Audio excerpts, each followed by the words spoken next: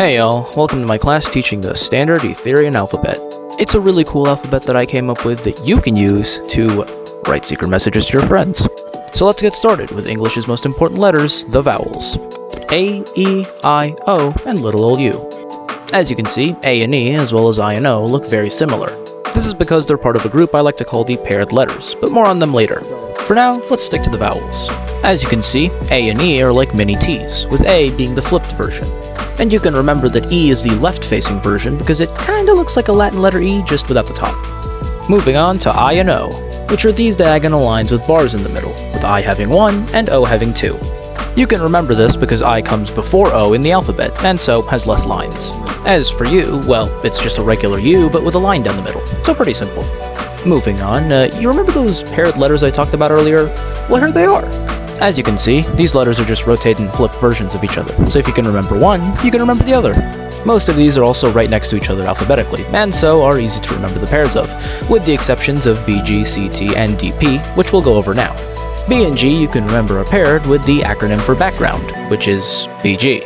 And as you can see, B is the upwards pointing letter. You can remember this by simply remembering that on roller coasters, you go up before you go down.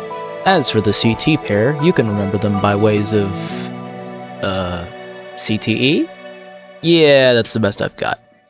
But an easier way to remember is that C looks like a fish, i.e. a cod, and the letter T looks like a tent. Then we have DP, which you can remember with Pokemon, specifically Pokemon Diamond and Pearl, or Pokemon D and P. As for remembering which is which, the letter D has the point oriented in the same way the Latin D does. Meanwhile, the P is the other way around. Up next, rapid fire, K and L. L is shaped like a bracket, while K has a little extra going on. M and N. M has more humps than N, so it's the greater than symbol, while the N is the less than. Q and R. R has the majority facing to the right, while Q is facing left. U and V. Yes, U is paired with V, since V is just a half U that still has the line. And lastly, W and X. W is pointing left or west, while X is shaped like a 6. 6, 7. Okay. Moving on to unpaired letters. These ones are completely different from the others, so require a bit of explanation. First off, F. F is kinda interesting since it looks like an upside down J, but really I thought of it more as a lowercase f that had the bar fall to the bottom. Moving on to H. Well, it's just the left half of a regular H. Anyways, J.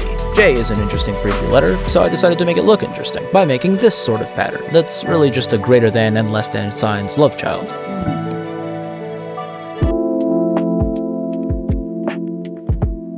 Moving on to S. This one's a bit interesting too, as it does kind of look like an S, just with extra sticking out bits.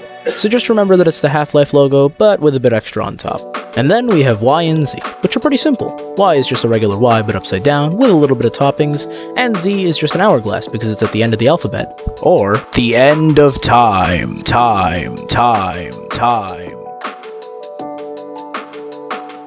But, yeah, that's about all of them. I'd recommend rewatching and practicing a bit before you actually try to use them to write.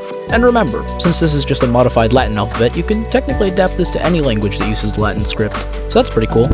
Anyways, that's all. Have fun writing secret messages to your friends.